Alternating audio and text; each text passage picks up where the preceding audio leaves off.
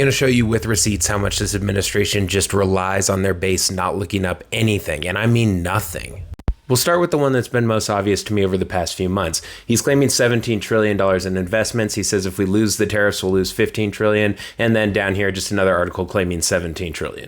There's also a bunch of videos showing him saying the exact same thing, but I know you guys don't want to see that. Now, I pulled this directly from the White House website, but their claim is still total U.S. and foreign investment $8.7 trillion.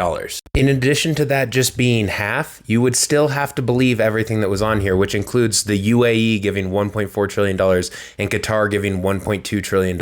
Like I said, I have receipts for everything. Qatar's GDP is $218 billion. So if they gave half of that for 11 straight years, they would still not hit $1.2 trillion.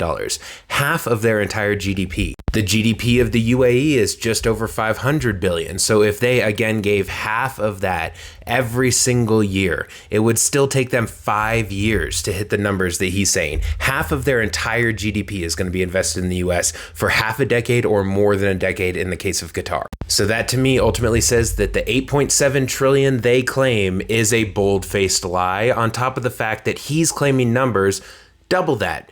8.7 times 2 is 17.4. He's claiming 17 trillion. He's claiming double a fake number that's just made up. If you watch my content, you know that I do not show or let you listen to the audio of Donald Trump because I know it's so triggering for you.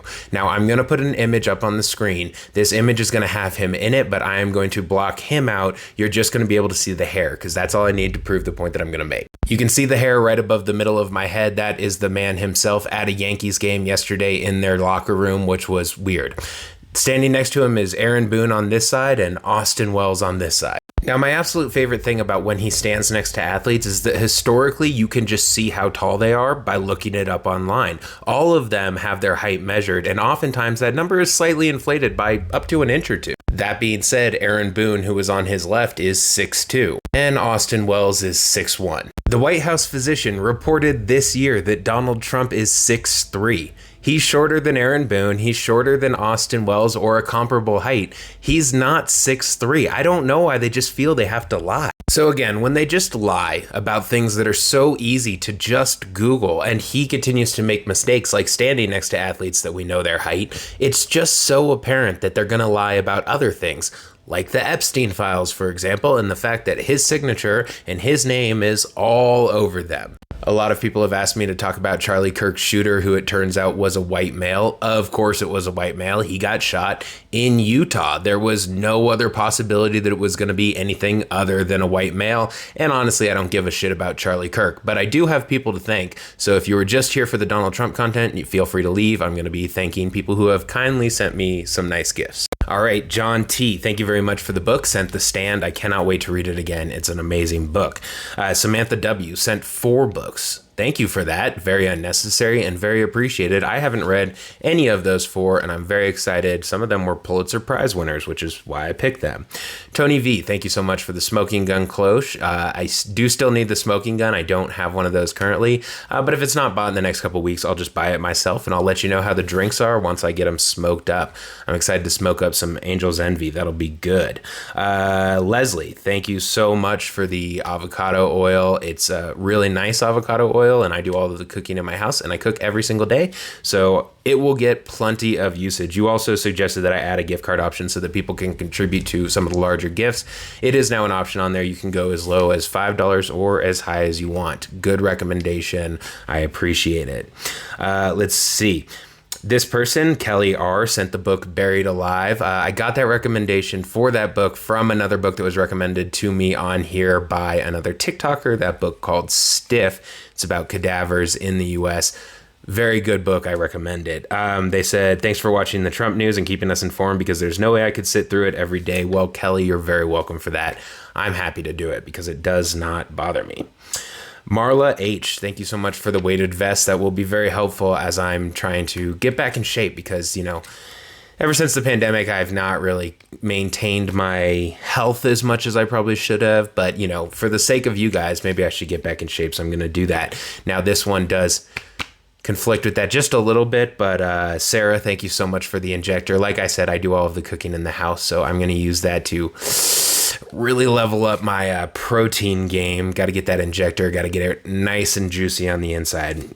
Sarah says the pumpkin makes my skin crawl, and you listening so I don't have to is truly a gift. Well, the gifts are from you guys for just being here. Means the world to me.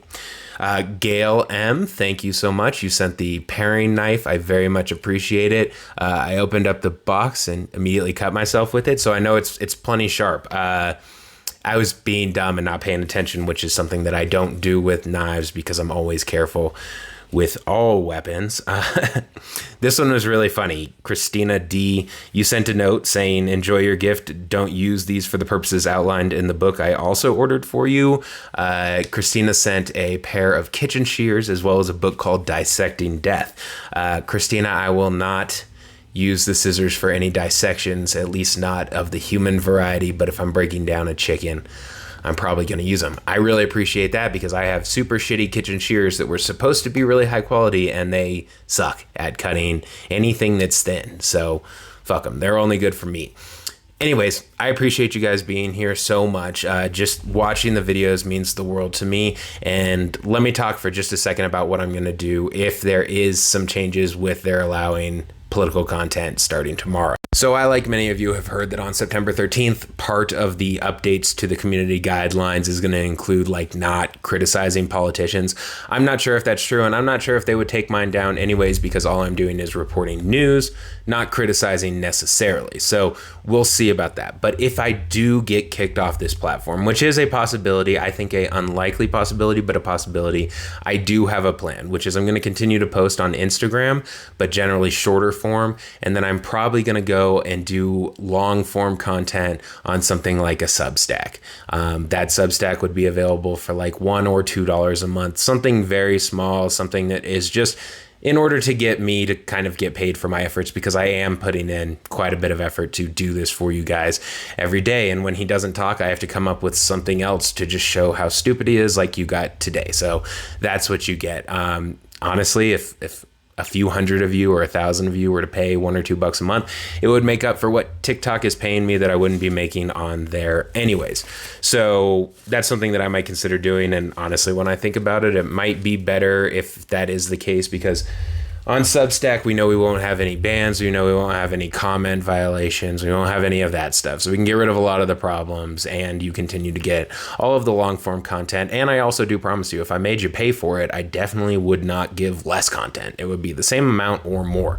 So, that's something that we'll possibly look into if TikTok gets taken down. Otherwise, I've built a massive following here, so I have no intention of leaving this platform unless forced out. So just so you know, that's where we're at. Thank you guys again for being here, for watching. Thank you 10%ers who always make it to the end. I don't expect you to make it to the end of all of these videos, because if I'm just thanking people, but you might get some content like this afterwards. So, who knows, kind of explaining what's going to happen. Anyways, love you guys so much. Thank you so much for everything. Thank you for being here. Thank you for the gifts. You are an amazing, amazing group. And again, we still have no MAGAs, even though I posted about things that MAGAs are upset about right now.